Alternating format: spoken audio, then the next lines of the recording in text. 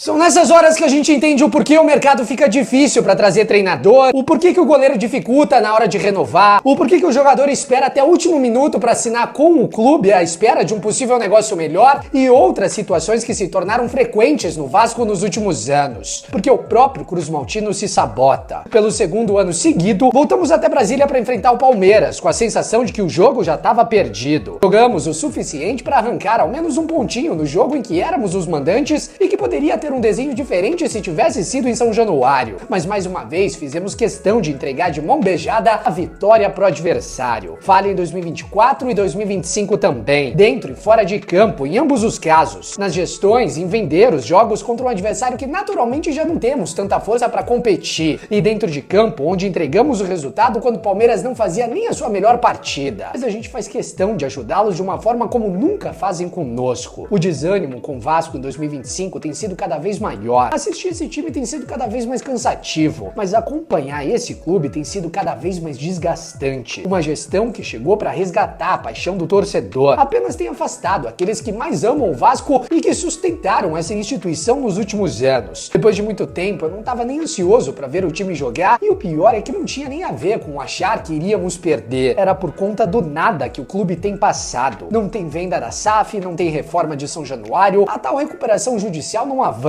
nem o balanço foram capazes de auditar. Então em campo não poderia ser diferente. E aí eu te pergunto, torcedor, se não existe nada e se não será o Felipe o treinador, por que o Vasco foi inventar de sair jogando daquela forma nessa tarde? O interino quis inventar um ensaio pro Diniz porque foi patético. Nesse momento não precisamos de ideia de jogo mal implementada de alguém que não conseguiu implementar um único bom trabalho na carreira e que no próprio Vasco tem feito um trabalho ruim também. Precisamos apenas do básico para pontuar. Isso era o suficiente para buscar um ponto nessa tarde e isso era muito mais importante do que qualquer outra coisa. Mas nem isso essa gestão conseguiu fazer. Pouparam Verratti e Coutinho porque o departamento de análise indicou que eles poderiam se lesionar. Mas no caso do Lucas Freitas e de todo o restante que está jogando há 7 jogos seguidos, eles não perceberam isso? E o pior, se iriam poupar esses jogadores, então por que o Verratti não buscou o terceiro cartão amarelo já que estava pendurado? Agora ele continua pendurado para a próxima rodada. É tudo muito amador no futebol do Vasco, feito por aqueles que na TV mais entendiam de futebol. Mas no campo tudo tem sido tenebroso e apenas o reflexo de tudo que tem sido feito pela gestão. Todos os pontos perdidos e as derrotas do Vasco no Brasileirão tiveram falhas individuais de um setor que todos sabiam que era um problema e mesmo assim resolveram apenas apostar em mais do mesmo. Agora o tempo vai passando e provavelmente o novo treinador só chegará depois da volta ao Rio de Janeiro na próxima semana, porque o Vasco não tem urgência. Eles acham que essa perda de pontos bobos é normal. Afinal, eles dizem amar o Vasco, mas não sofreram o que nós sofremos nos últimos anos para saberem de verdade como é a realidade da Série A e como esses pontos pesam lá no final. Afinal, eles foram salvos pelo Paiva no último ano e ainda mandaram ele embora quando tudo apertou, ao invés de assumirem a responsabilidade. O Vasco em campo é apenas o reflexo dessa gestão desatenta também.